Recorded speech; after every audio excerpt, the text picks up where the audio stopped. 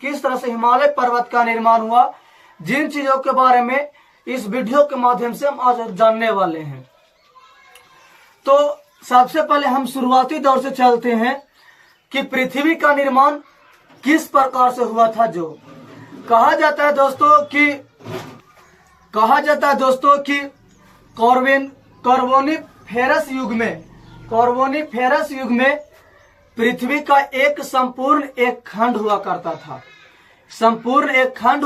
था। ये कहना था अल्फ्रेड वेगनर को यह मानना था। ये जर्मनी का एक वैज्ञानिक थे जिनको मानना था कि कार्बोनिफेरस युग तक जो संपूर्ण पृथ्वी था एक ही खंड में था, विभाजित नहीं था।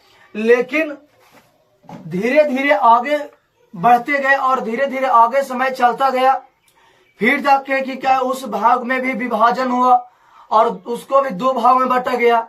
तो इसी प्रकार से पृथ्वी का भी विभाजन हुआ था। इसको हम गौर से थोड़ा सा देखते हैं। सब तौर पर कहें तो कहना यह चाह रहे हैं दोस्तों कि कार्बोनिफेरस युग में पृथ्वी का एक संपूर्ण खंड हुआ करता था, जिसे हम लोग पेंजिया कहते थे। क्या कहते थे? पेंजिया के नाम से उसे जानते थे। वही पेंजिया के चारों ओर जैसे कि मान लिया जाए कि एक संपूर्ण पृथ्वी है जिसे हम कहते हैं पेंजिया, और इसके चारों ओर एक संकीर्ण जल का एक महासागर हुआ करता था, जिसे हम लोग पैंथेलासा कहते थे। इसको हम लोग कहते थे पैंथेलासा कहते थे।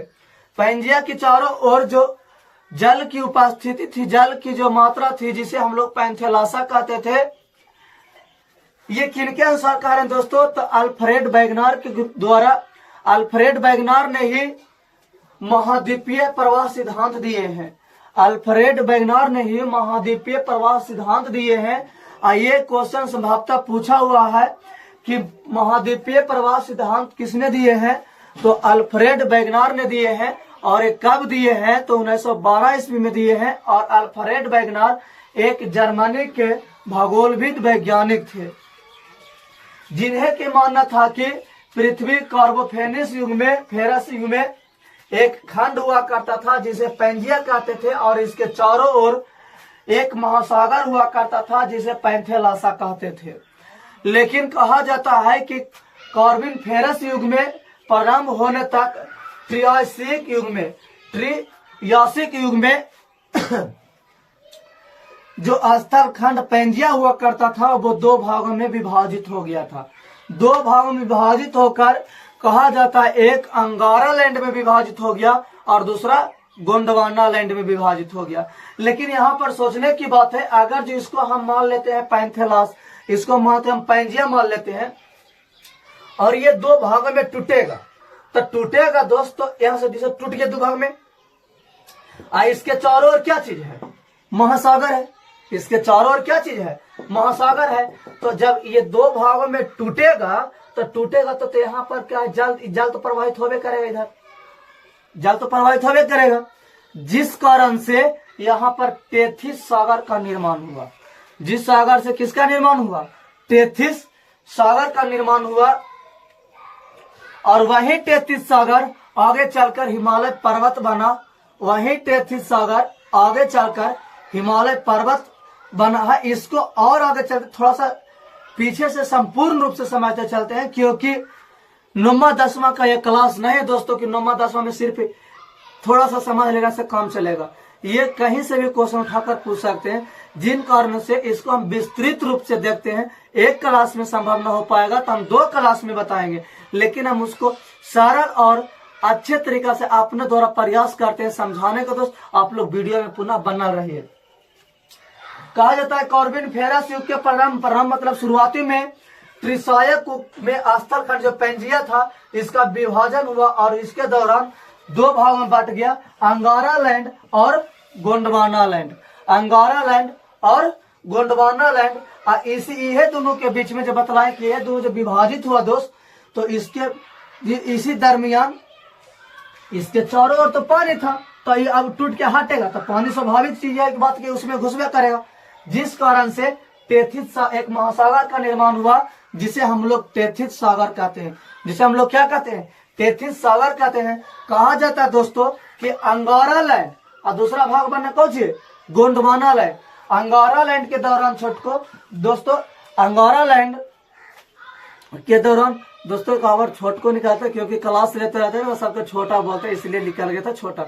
कोई अथी मत लेना, दिल पर मत लेना, क्योंकि ये मत करना कि देखिए क्या क्या चीज बोल देते हैं, निकल जाता है क्लास में, सबको छोटा छोटा बोलते रहते, तो इसी दौरान निकल गया था।